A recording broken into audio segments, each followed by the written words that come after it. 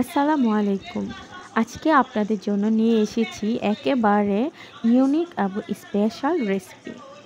এই রেসিপি ঘ্রাণেই মন ভরে যাবে আর খেলে মনে হবে যেন পেশোয়ারে বসেই খাচ্ছেন।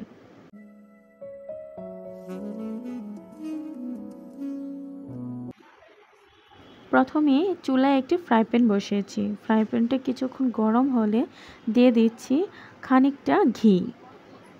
এই রেসিপিতে ঘিটার পরিমাণ একটু বেশি দিতে হবে।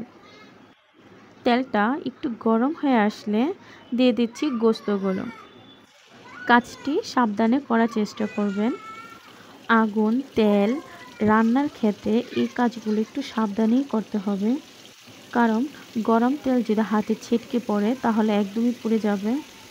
তাই কাজটি আপনাদের একটু সাবধানে করার চেষ্টা করবেন।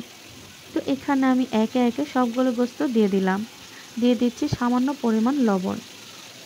এখন কিছুক্ষণ এই ঘিয়ের মধ্যে আমি গোস্তগুলো খুব ভালো করে ভেজে নেব। আমি গোস্তগুলো উল্টিয়ে পাল্টিয়ে খুব ভালোভাবে নেড়ে চেড়ে ভেজে নিচ্ছি। গোস্তটা যেন ঘিয়ের মধ্যে খুব ভালোভাবে ভাজা হয়, তার জন্য আমি একটু পরপরে এসে নেড়ে চেড়ে দেব। আর অনেকটা সময় নিয়ে আমি ভেজে নেব। আর এখানে বড় সাইজের 4 থেকে 5টি আলু দিয়ে দিচ্ছি। আলুগুলো আমি ছিলকা ফেলে দিয়ে ধুয়ে পরিষ্কার করে নিয়েছি। এই গোস্তের সাথে আমি আলুগুলো খুব ভালোভাবে ভেজে নেব।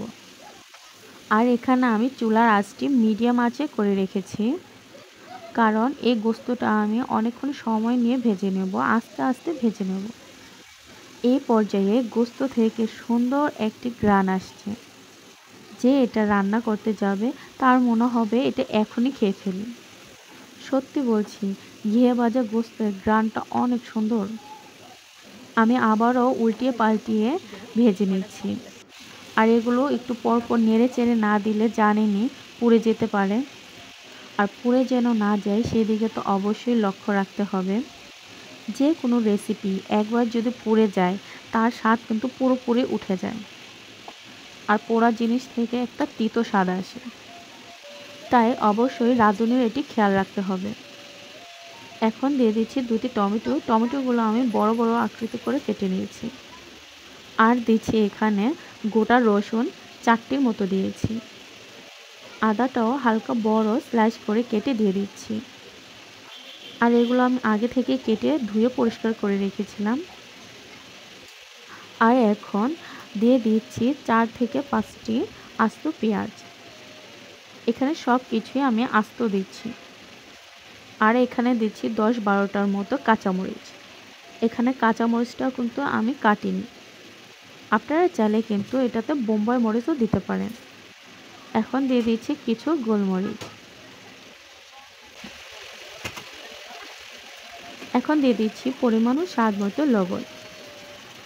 লবণটাও কিন্তু অনেকে কম বেশি খেয়ে থাকে, তো আপনারা আপনাদের পরিমাণ মতোই দিয়ে দেবেন।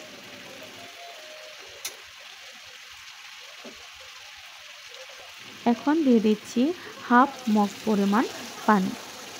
এখানে কিন্তু এই পানিটা আমি কুসুম গরম পানি দিয়েছি।